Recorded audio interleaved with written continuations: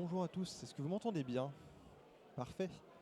Je vous propose donc de commencer cette présentation. Donc, tout d'abord, je me présente. Je suis Alexandre Donascimento de la société Dekin, chef produit sur les produits Applied, et je suis accompagné de... Amélie Vaucel, et donc moi je suis responsable du marché logement, développement logement, Île-de-France et Nord-Pas-de-Calais. Ça veut dire tout ce qui est logement privé et public, surtout développement bailleur, rénovation et neuf. Alors, pendant cette trentaine de minutes, on va parler ensemble de comment l'hybridation et les pompes à chaleur avec des fluides naturels deviennent des leviers clés pour décarboner les bâtiments et proposer des solutions performantes en énergie. Mais avant d'aller directement sur la partie hybridation, il était important pour nous de rappeler qu'est-ce qui était le cœur d'une pompe à chaleur. Et aujourd'hui, les deux éléments qui sont fondamentaux dans une pompe à chaleur, c'est le compresseur et le réfrigérant. Pour nous, industriels, en fait, il est vraiment nécessaire de trouver le couple entre le fluide par rapport à l'application qu'on cherche à atteindre, donc de la haute température ou de la basse température par exemple, qui permettent un fonctionnement optimal et d'avoir des performances énergétiques les plus élevées possibles, tout en respectant bien sûr les nouvelles réglementations en termes de fluide. C'est d'autant plus important pour nous puisque nous fabriquons nos propres compresseurs. Ici, vous allez voir deux graphiques. Le premier que vous pouvez voir sur la gauche, on rappelle une simple chose. Plus je demande à de l'eau chaude de sortir en haute température, plus je vais baisser les performances donc de mon compresseur. Ici, donc, on voit cette performance exprimée en coefficient de performance, donc COP. Et donc, pour être dans un maximum de décarbonation, j'ai une règle d'eau. Essayer tout simplement d'avoir un minimum d'eau de chauffage à un minimum de température. De la même façon, la puissance est fonction de la température de l'air extérieur, c'est-à-dire que en fonction des données météorologiques que je dois prendre en compte, qui sont réglementaires, où l'installation est faite, donc par exemple sur les zones géographiques en France, je vais avoir une performance qui va diminuer plus je suis sur des zones montagneuses en altitude, et froides. Voilà pour cette slide. Donc on l'a vu ensemble, les pompes à chaleur, ce sont des produits qui sont thermosensibles. C'est-à-dire que plus les conditions extérieures sont défavorables, plus ça aura un impact sur les performances de la pompe à chaleur. Mais, on va le voir ensemble, c'est que le climat, c'est rarement un frein pour une pompe à chaleur. Pour une raison simple, c'est que quand on regarde à peu près toutes les zones climatiques de France, on se rend compte que plus de 60% de la période de chauffe, on est dans des températures extérieures qui sont supérieures à plus 5. C'est-à-dire des périodes qui sont finalement optimales pour la pompe à chaleur. Vous n'avez pas de cycle de dégivrage, elle va fonctionner à charge partielle et donc vous aurez des très bonnes performances. Et dernier point très important, c'est que finalement les données à -7, à -9 ou -10, ça représente tout simplement moins de 3% de l'année en termes de fonctionnement d'une pompe à chaleur. Donc il ne faut pas se fixer sur le COP, il faut regarder l'efficacité saisonnière. Ce que je vous propose maintenant, c'est de regarder l'atout d'une pompe à chaleur sur l'hybridation d'un bâtiment. Ah, tu veux pas le faire? L'atout de l'hybridation. Donc on l'a compris, on hybride. On hybride peut-être en premier pas d'investissement, en premier pas aussi de résolution d'aspects techniques. Mettre une pompe à chaleur, je le dis souvent, c'est, en tout cas pour mon métier, c'est vendre quelque chose de gros, moche, bruyant et en plus très cher. Donc comment faire pour le rendre attractif finalement, indispensable et donc efficace pour le bâtiment? On va regarder deux choses. Là, sur un exemple, on fait une hybridation simultanée en rénovation. Alors, ça veut dire quoi? Ça veut dire qu'à un moment de l'année, on va d'abord fonctionner sur la pompe à chaleur et peut-être à un autre moment de l'année, on va continuer à fonctionner sur cette pompe à chaleur, mais on va faire aussi fonctionner, par exemple, la chaudière, qui est déjà en place. On n'arrête pas, en fait, le fonctionnement de la PAC. Alors ça, c'est possible avec certains modèles haute température, haute performance que nous avons. Et ça va nous permettre de continuer à décarboner, même en température négative. Ça nous permet d'avoir donc ici un comparaison. On va regarder sur une solution 100% gaz. 31% du besoin à température basse, soit 47 kg, c'est-à-dire qu'on va à peu près avoir un tiers de la puissance donc, du besoin qui va être couvert par la PAC. Et 63%, ça, c'est pour la deuxième hypothèse. Et enfin, une solution 100% PAC. Ce qu'on va faire sur ces 4 typologies. On va regarder et comparer l'impact carbone que ça indique, l'impact énergie et l'impact financier de ces 4 solutions. De la même chose que vous avez vu tout à l'heure, donc sur donc ici un canevas général des températures qu'avait montré Alexandre sur toute la France. Là ici, on est en zone H1A, donc à peu près une ville comme Lille, et vous avez le découpage donc des temps d'heures de chauffe, enfin plutôt des temps d'heures météorologiques négatives et positives, entre -10, donc là plutôt -9 jusqu'à 19 degrés. Et on s'aperçoit que de la même façon que ce qu'on avait vu au national moyenné, on a 65% de la saison de chauffe qui se situe au-dessus de 5 degrés, 10% en dessous de la saison de chauffe, en dessous de 0 degré. On a une période ici, et donc le comptage des heures, donc ici en température, c'est fait de octobre à avril. Si on regarde au départ, donc l'impact ici, énergétique. Dans un premier pas, on a mis, vous vous souvenez, 1/3 de la puissance. Sur 1/3 de la puissance, ça veut dire qu'on va allumer la chaudière, elle va avoir besoin d'interagir à partir de 10 degrés extérieurs. Sur le deuxième cas, donc on était à 67%, on va l'allumer à 1 degré. Dans le cas du 100%, jusqu'à -10, elle fonctionne. Qu'est-ce qu'on voit? Ça veut dire que quand je fais un premier pas à 30% de la puissance, j'arrive à 31%, donc ici, donc de gain énergétique, de gain de couverture. Je suis à 97% si je dépasse ces 67%, il me reste que 3% pour donc ici la différence avec une couverture totale en pack. Ce qui veut dire ici en consommation, on étudie ici de consommation en kilowatts équivalent pétrole par mètre carré par an. On avait sur une base de 173 ici en chaudière seule, donc souvent quand on était à l'existant. On descend à 88, donc quasiment par 2 quand on est à 37% donc de couverture. 63 quand on est à 67% de couverture. Et en 100%, on a 58. Ça va nous permettre de comparer donc la partie économie d'énergie. Et on a la dernière, l'impact CO2. Là, c'est drastique. Dès qu'on met une pompe à chaleur, on descend tout de suite l'impact carbone donc, du bâtiment, passant là, quasiment de 90 000 kilos de CO2, 31 000 à 37% de couverture, 11 000 à peu près à 67%, et on arrive à 8 700 sur la partie en 100% PAC. Donc ici, on va voir une seule chose. La dernière chose, pardon, c'est l'impact de l'investissement sur l'impact ici des consommations, c'est pas l'investissement, pardon, les consommations annuelles. Donc un petit 40 000 € donc, de facture annuelle énergétique. On passe à 27 000 avec l'ajout de 31%, donc, de PAC.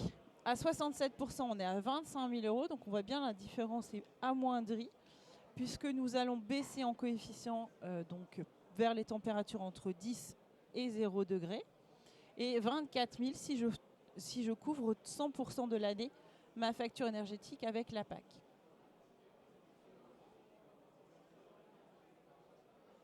Qu'est-ce qu'on a comme conséquence? Donc on a 3 niveaux en fait, de réflexion à choisir quand on fait l'hybridation. Le 30%, qu'est-ce que ça nous apporte? Ça nous apporte un investissement minimal et un premier pas vers la décarbonation. On a vu qu'on avait tout de suite un pas quasiment divisé par 2 en carbone, en économie d'énergie et en consommation. Dès qu'on passe à 60%, donc là on a un aspect maximum sur l'aspect carbone, mais on a un peu moins amoindri sur l'économie financière annuelle de la consommation. Qu'est-ce qu'on voit ici? Donc là c'était les 3 en kilos en énergie. Pardon. Effectivement, alors je le précise pour cette partie-là, en fait c'est le coût de la machine, c'est en termes d'investissement initial. C'était de préciser que finalement d'aller chercher une hybridation à 60%, c'est pas un investissement si important que ça en plus par rapport à une solution 100% PAC. Donc là-dessus, finalement, pourquoi passer de 30 à 60% de taux de couverture? On s'aperçoit que À 30%, on valorise beaucoup la partie chauffage. À partir de 60%, on fait un pas qui va nous permettre aussi d'accéder à la couverture de l'ECS. Souvent ce qu'on a, c'est-à-dire l'eau chaude sanitaire, qu'on peut ajouter avec un investissement supplémentaire pour réduire encore cette partie-là de la consommation énergétique, donc pour fabriquer l'eau chaude sanitaire. Donc, en résumé, sur l'hybridation, on a un objectif de 60% de taux de couverture énergétique. Donc ça, c'est le meilleur compromis pour une décarbonation efficace quand on ne travaille que sur le chauffage. On va chercher un minimum de 30% d'hybridation requis. Ça, c'est pour le palier de décarbonation, gagner un petit peu de lettres et valoriser les installations de chauffage existantes. Par contre, ce qu'il va falloir bien regarder dans le choix de la PAC, c'est l'inertie thermique entre la PAC et la chaudière, c'est-à-dire qu'il faut bien avoir une PAC qui travaille en haute température et qui est capable de bien travailler aussi en température négative. La priorité pompe à chaleur, c'est donc bien la pompe à chaleur qui gère la chaudière, démarrage, activation, en fonction de la température, en fonction des besoins tout simplement hydrauliques du réseau. Et une maîtrise du régime de distribution, en effet, plus on va optimiser, notamment en connaissant le réseau hydraulique et la distribution sur les radiateurs, plus on va pouvoir aussi gagner sur ce gain énergétique ici. Bien sûr, dans tous les cas, on n'installe pas une pompe à chaleur si on a une mauvaise qualité d'eau. Donc, on a bien sûr des appareils hydrauliques comme des emboueurs et tout ça qui sont dessus, mais il faudra toujours bien prémunir, avoir une qualité d'eau et donc un réseau pas trop ancien pour garantir la qualité d'eau qui va rentrer dans la pompe à chaleur. Du coup, c'est quoi les packs Dekin, mon cher ? Merci Amélie. Donc vous l'avez vu, les pompes à chaleur, c'est vraiment une solution pour décarboner et qu'il ne faut pas hésiter à aller chercher au-delà du fameux 30% d'hybridation, mais finalement d'aller récupérer du 60% parce qu'il y a un intérêt, en tout cas au niveau d'impact carbone et même financier. Et pour vous accompagner, il faut donc des solutions bas carbone. Et il faut savoir que la vision de Dekin sur ces solutions-là, elle est axée sur 3 points très importants. Le premier, c'est de respecter les nouvelles échéances de la F-Gaz. Vous savez, à partir du 1er janvier 2027, on va avoir les premiers paliers de la F-Gaz qui vont rentrer en vigueur et qui vont pousser vers des fluides à plus faible PRP. Le deuxième point qui est très important pour nous, c'est la sécurité. C'est que tous les fluides qui permettent de descendre en dessous de ce fameux nouveau palier au niveau du PRP, certains sont des fluides qui sont dits explosifs, A3. Et pour nous, il ne faut pas négliger la sécurité des personnes. Le dernier point, c'est proposer une solution qui utilise un fluide qui est vertueux, mais tout en proposant un niveau d'efficacité maximum. Le but, c'est de maîtriser aussi l'impact carbone des émissions indirectes. Et pour cela, en fait, Dekin propose une offre de pompe à chaleur très large au propane, avec des solutions qui commencent à partir de 4 kW avec la gamme Alterma 4, qui va se prolonger jusqu'à 2 MW avec 2 nouvelles gammes qui arriveront à partir du mois de mai. D'abord avec la gamme CZ qui, en plus de sa version déjà existante au 454C, je vous rappelle, c'est un fluide qui a A2L avec un PRP de 148, on va également avoir une solution équivalente au propane. Regardons un peu de manière un peu plus précise ces deux nouvelles offres. Tout d'abord avec cette nouvelle gamme Inverter, qu'on appellera chez nous le Small Chiller Inverter, qui utilise donc du propane, qui permettra d'avoir de l'eau jusqu'à 70 degrés par moins 15 degrés extérieur en 100% thermodynamique. Ces produits n'ont pas d'un point élect, c'est vraiment 100% thermodynamique. Et c'est une solution full inverter. Donc vous l'avez bien compris, l'objectif, proposer une pompe à chaleur qui offre les meilleures performances énergétiques. Le full inverter permet des démarrages donc progressifs et des consommations électriques moins importantes dans la consommation. Exactement. Le tout sur une plage de puissance de 15 à 90 kW et qui sera également cascadable jusqu'à 4 machines. Alors, ce produit va intégrer le Dekin Safety Shield. On va y revenir dessus juste après. Pour accompagner cette gamme-là, on aura également une version plus puissante, modulaire, et vous allez comprendre pourquoi on est parti sur une philosophie modulaire, avec deux tailles qui iront de 100 à 130 kW et qu'on pourra mixer pour aller jusqu'à 2 mégawatts. Pareil, on reste sur une philosophie full inverter, donc on maximise la performance énergétique. Cette fois-ci avec une conception modulaire pour garantir un aspect sécuritaire maximum. Le tout en proposant toujours du 70 degrés en termes de sortie d'eau. Alors, c'est quoi le Daikin Safety Shield? Vous l'avez vu sur ces deux produits au propane. Et pour nous, il était important de vous expliquer la philosophie que Daikin veut appliquer sur ce réfrigérant-là. Il faut savoir qu'aujourd'hui, le propane est considéré comme un fluide A3. Donc c'est un fluide qui est explosif. Par conséquent, il y a une réglementation qui s'applique, qui nous impose, nous, aux fabricants, de proposer une machine qui respecte le N378, mais également à vous, installateurs, bureaux d'études, de faire une analyse de risque et de faire en sorte d'installer le produit en minimisant les risques au maximum. Pour nous, Daikin, il était important de vous accompagner, c'est-à-dire de ne pas simplement se limiter à notre rôle de fabricant et de dire écoutez, je vous propose un produit qui respecte la réglementation. S'il y a des choses à installer en plus sur site, c'est à vous de voir.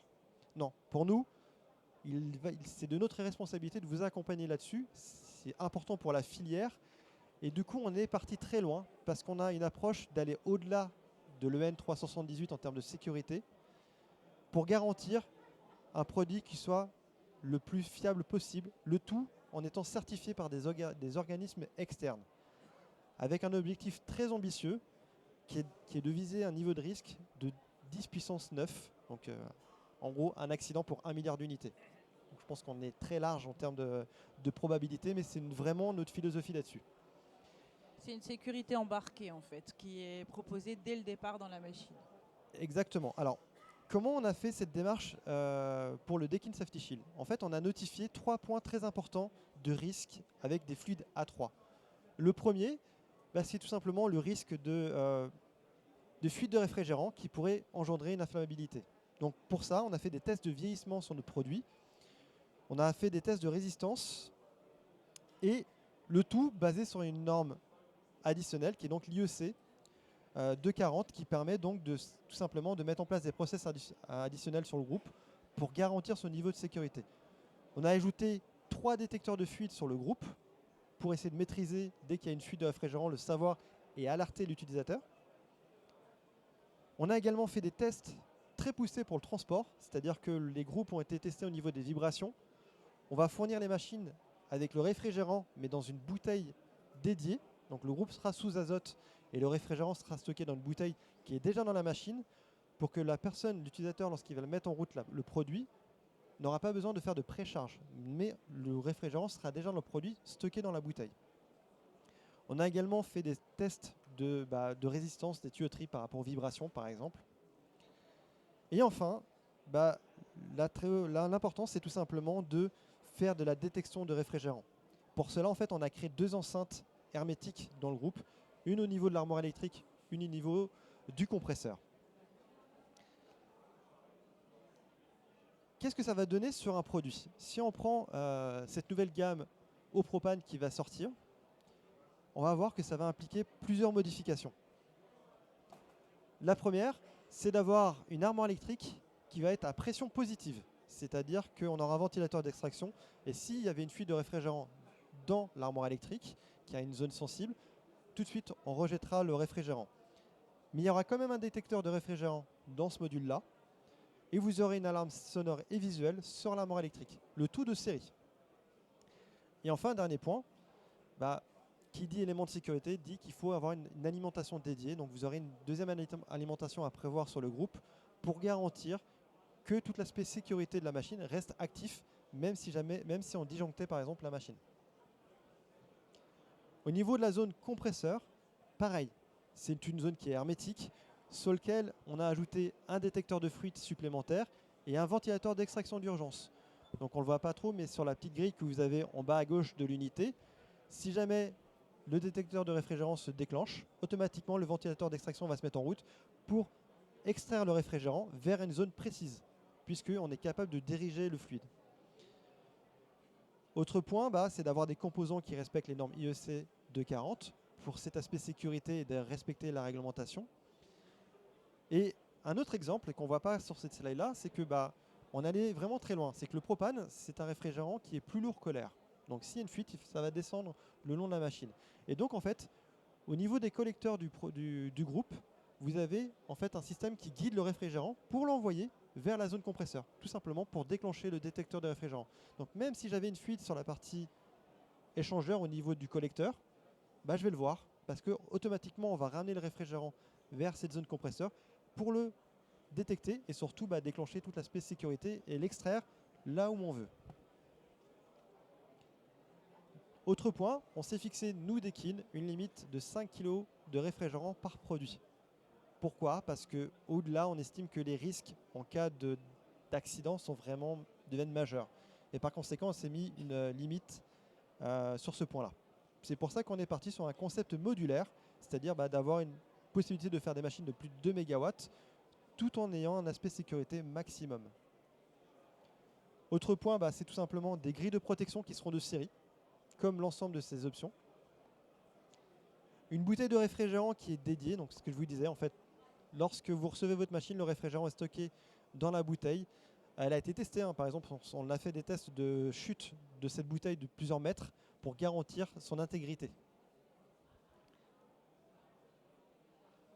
Le fameux coil cover qui permet tout simplement de guider le réfrigérant. Donc, en fonction des zones, en fait, on va envoyer le réfrigérant soit dans la zone compresseur, soit dans la zone de l'armoire électrique pour déclencher le détecteur de réfrigérant, alerter les gens et lancer une procédure de sauvegarde. Et dernier point très important, c'est qu'on va tout simplement faire une offre pour accompagner la mise en service de ces produits-là. C'est-à-dire que vous avez tout un cursus à suivre avant de mettre en service le produit qui s'appellera tout simplement Stand By Me et eCare, sur lequel Deakin vous accompagne dans la mise en œuvre de produits avec des fluides A3. Et le groupe est de base bloqué avec un code. En fait, vous allez devoir passer ce cursus-là pour pouvoir faire la mise en service. Mais vraiment, l'idée, c'est de vous accompagner dans cette démarche-là, c'est-à-dire d'aller au-delà et de faire en sorte que cette analyse de risque, en fait, nous, on l'a déjà menée en partie au niveau du produit, en ayant déjà ces détecteurs de fuite, ces systèmes d'extraction de réfrigérant, et de savoir que si j'ai une fuite de réfrigérant, je sais où est-ce qu'il va aller le réfrigérant. Et tout simplement de vous accompagner dans cette démarche et pas simplement de vous laisser seul face à ça.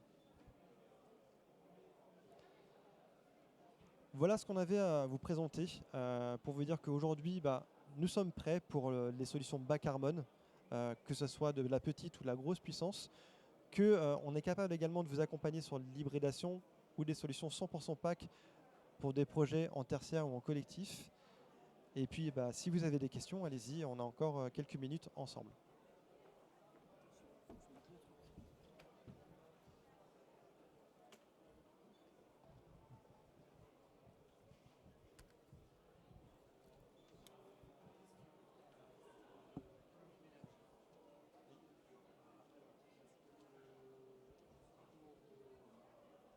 Essayez d'approcher le micro parce qu'on ne vous entend pas. Non.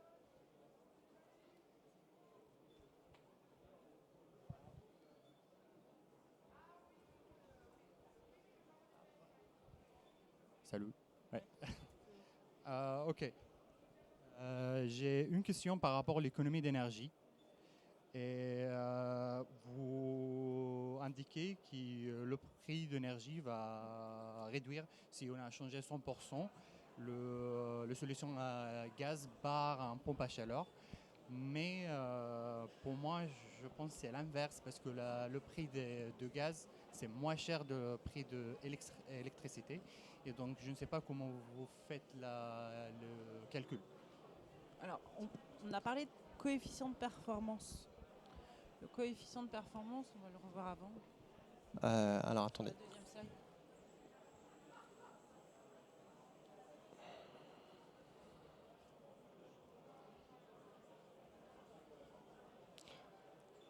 Tac. Le coefficient de performance, il est là. Ici, on a des COP. Donc ici, 2. Actuellement, un bailleur, une entreprise tertiaire va payer en effet son électricité, et encore il y a des contrats de plus en plus restrictifs, on va dire de 1 pour 2, c'est-à-dire 1 kWh gaz 2 fois moins que l'électricité. Il y a des bons contrats quand même sur ça.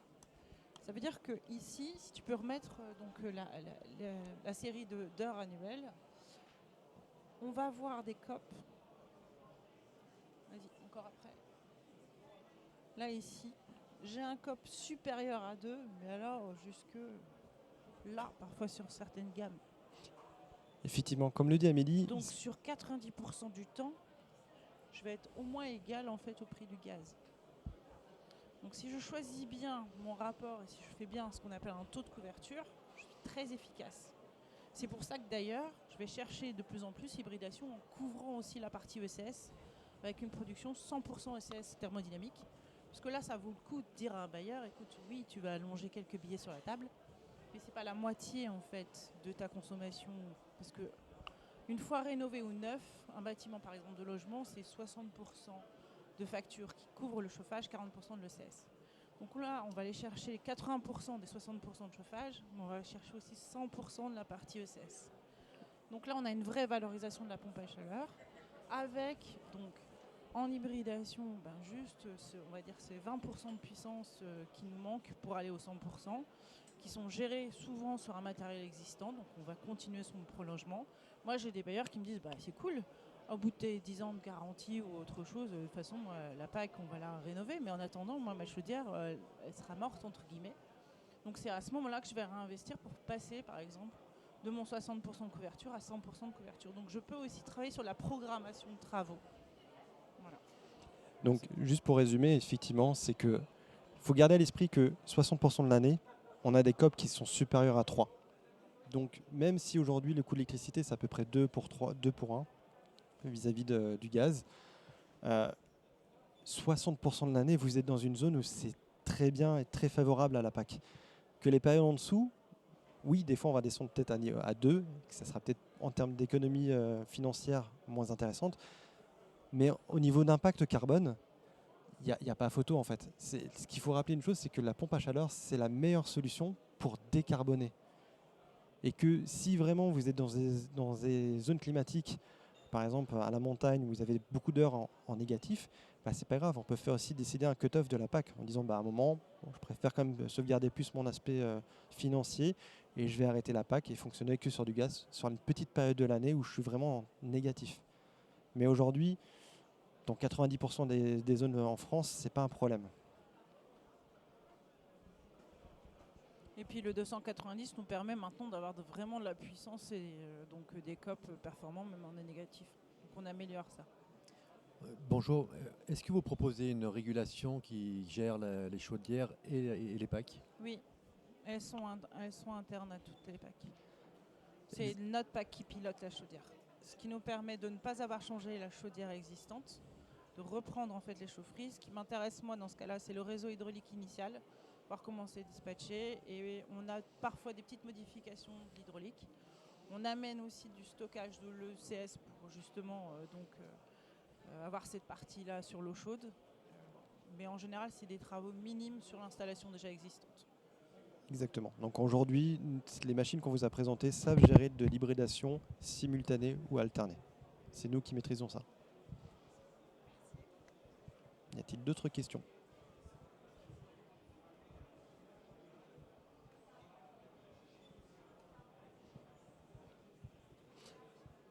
Écoutez, je vous remercie pour votre attention. Si vous avez d'autres questions, vous pouvez nous retrouver sur le stand E4, si je ne me trompe pas. E3. E3, bon, je me suis trompé. Et Merci puis, à je tous. vous remercie beaucoup pour votre attention.